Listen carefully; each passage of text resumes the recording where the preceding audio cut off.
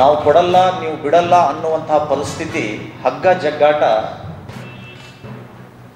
ಕರ್ನಾಟಕದ ಉಚ್ಚ ನ್ಯಾಯಾಲಯದ ಮೆಟ್ಟಿಲನ್ನ ಏರಿತ್ತು. ನ್ಯಾಯಾಲಯ ಎರಡೂ ಪಕ್ಷದ ವಾದವನ್ನು ಆಲಿಸಿ ಕಳೆದ 16ನೇ ತಾರೀಕು ಚಿತ್ತಾಪುರ್ನಲ್ಲಿ ಪಥಸಂಚಲನಕ್ಕೆ ಅನುಮತಿ ಕೊಟ್ಟು, ಆದರೆ ಪಥಸಂಚಲನ ನಡೆಸಬಾರ್ದು ಅನ್ನುವಂತಹ ಚಾಲೆಂಜ್ ಅನ್ನು ತೊಟ್ಟಂತಹ ಉಸ್ತುವಾರಿ ಮಂತ್ರಿ ಪ್ರಿಯಾಂಕಾ ಖರ್ಗೆ ಅವರು ಯಾವಾಗ ತಮ್ಮ ಬೇಳೆ ಬೇಯಲಿಲ್ವೋ ಕೋರ್ಟ್ ಪಥಸಂಚಲನಕ್ಕೆ ಹಸಿರು ನಿಶಾನೆ ನೀಡಿತೋ ಈ ಮಂತ್ರಿಗಳ ವರಸೆ ಬದಲಾಯಿತು. ಜಟ್ಟಿ ನೆಲಕ್ಕೆ ಬಿದ್ದರೂ ಕೂಡ ಮೀಸೆ ಮಣ್ಣಾಗಿಲ್ಲ ಅನ್ನುವ ರೀತಿಯಲ್ಲಿ ಇವರ ವರ್ತನೆ ಪ್ರಾರಂಭ ಆಯಿತು.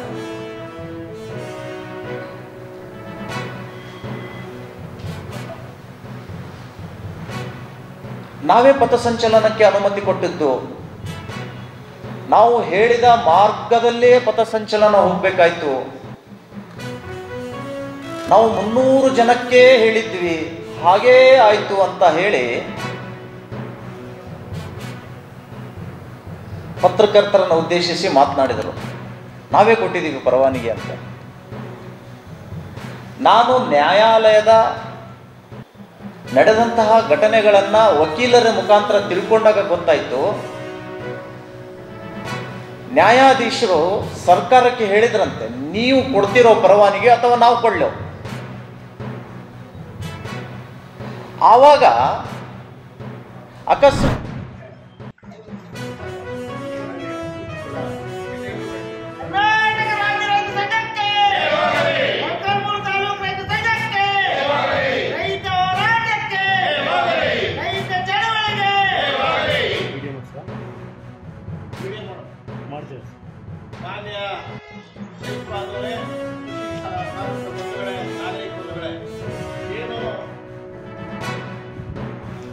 ವಿಧಾನಸೌಧದಲ್ಲಿ ಮೊನ್ನೆ ಶಾಸಕರ ಮತ್ತು ವಿಧಾನ ಪರಿಷತ್ ಸದಸ್ಯರ ಹಾಲಿ ಮತ್ತು ಮಾಜಿ ಶಾಸಕರು ಮಂತ್ರಿಗಳ ಸಂಬಳವನ್ನು ಏಕಾಏಕಿ ವಿಧಾನಸಭೆಯಲ್ಲಿ ಚರ್ಚೆ ಇಲ್ಲದೆ ಅವರು ಅದನ್ನು ಅನುಮೋದನೆ ಮಾಡಿಕೊಂಡು ಇವತ್ತು ದುಪ್ಪಟ್ಟು ಸಂಬಳವನ್ನು ಮಾಡ್ಕೊಂಡಿರ್ತಕ್ಕಂಥದ್ದು, ಇಡೀ ಸಂವಿಧಾನಕ್ಕೆ ಅದು ಅಪಚಾರ ಮಾಡಿರ್ತಕ್ಕಂಥದ್ದು. ರಾಜ್ಯಪಾಲರು ಇದನ್ನ ವಾಪಸ್ ಕಳಿಸ್ಬೇಕು ಈ ಒಂದು ಮಸೂದೆಯನ್ನ. ಯಾಕಂದ್ರೆ ಇವತ್ತು ವಿಧಾನಸಭೆಯಲ್ಲಿ ಯಾವುದೇ ಒಂದು ಚರ್ಚೆ ಇಲ್ಲದೆ ಇವತ್ತು ಪಾಸ್ ಆಗಿರ್ತಕ್ಕಂಥದ್ದು ಇವರ ಶಾಸಕರ ಸಂಬಳ ಮಾತ್ರ. ಪ್ರತಿಯೊಂದನ್ನು ಕೂಡ ಯಾವುದೇ ಒಂದು ಸಣ್ಣ ಸಮಸ್ಯೆಯನ್ನು ಕೂಡ ಚರ್ಚೆ ಮಾಡಿ ತೀರ್ಮಾನ ಮಾಡ್ತೀವಿ ಅಂತ ಹೇಳುವಂತ ಸರ್ಕಾರಗಳು ವಿಧಾನಸಭೆ ಇವತ್ತು ಯಾವುದೇ ಚರ್ಚೆ ಇಲ್ಲ. ಇದಕ್ಕೆ ಶಾಸಕರ ಸಂಬಳವನ್ನು ಹೆಚ್ಚು ಮಾಡಬೇಕು ಅಂತ ಒಂದು ಅರ್ಜಿ ಹಾಕಿದ್ದೊಂದೇ. ಆದ್ರೆ ವಿಧಾನಸಭೆಯಲ್ಲಿ ಚರ್ಚೆ ಇಲ್ಲದೆ ಎಲ್ಲ ರಾಜಕೀಯ ಪಕ್ಷಗಳು, ಕಾಂಗ್ರೆಸ್, ದಳ, ಬಿಜೆಪಿ ಅಂತ ಏನು ಎಲ್ಲ ಪಕ್ಷಗಳಿದಾವೆ, ಚರ್ಚೆಯಲ್ಲಿ ಭಾಗವಹಿಸಬೇಕಾದಂತಹ ವಿಷಯವನ್ನ ಕೈಬಿಟ್ಟು ಇವು ಏಕಪಕ್ಷೀಯವಾಗಿ ನಿರ್ಧಾರವನ್ನು ಮಾಡಿಕೊಂಡು ದುಪ್ಪಟ್ಟು ಮಾಡ್ಕೊಳ್ಳೋದಕ್ಕೆ 1 ಲಕ್ಷ ಇರ್ತಕ್ಕಂಥ ಸಂಬಳವನ್ನು 2 ಲಕ್ಷ ಮಾಡ್ಕೊಳ್ಳೋದಕ್ಕೆ ಯಾವುದೇ ಚರ್ಚೆ ಇಲ್ಲ ವಿಧಾನಸಭೆಯಲ್ಲಿ. ಇಂಥ ಅಮಾನವೀಯ ಒಂದು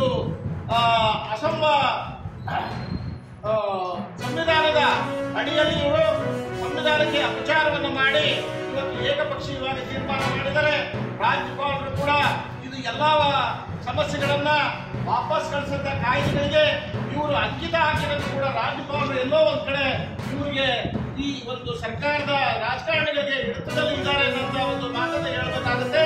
ರಾಜ್ಯಪಾಲರು ಯಾವುದೇ ಕಾರಣಕ್ಕೂ ರದ್ದು ಮಾಡಬೇಕು. ಈ ಸಂಬಳವನ್ನ ಚರ್ಚೆಯಿಂದಲೇ ಮಾಡಿದ್ದು ಅಪಚಾರ ಇದು. ಆದ್ರಿಂದ ಈ ಒಂದು ಮಸೂದೆಯನ್ನು ವಾಪಸ್ ಕಳಿಸಬೇಕು ಅಂತ ಒತ್ತಾಯ ಮಾಡ್ತಾ ನಾವು ಇಲ್ಲಿ ತಹಸೀಲ್ದಾರ್ ಅವರ ಮೂಲಕ ನಾವು ಸರ್ಕಾರಕ್ಕೆ ಮನವಿಯನ್ನು ಕೊಡ್ತಾ ಇದ್ದೀವಿ. ಇದನ್ನ ಚರ್ಚೆ ಮಾಡ್ಕೊಂಡು ರಾಜ್ಯಪಾಲರು ವಾಪಸ್ ಕಳಿಸ್ಬೇಕು ಅಂತ ಒತ್ತಾಯ ಮಾಡ್ತಾ ಇದ್ದೀವಿ.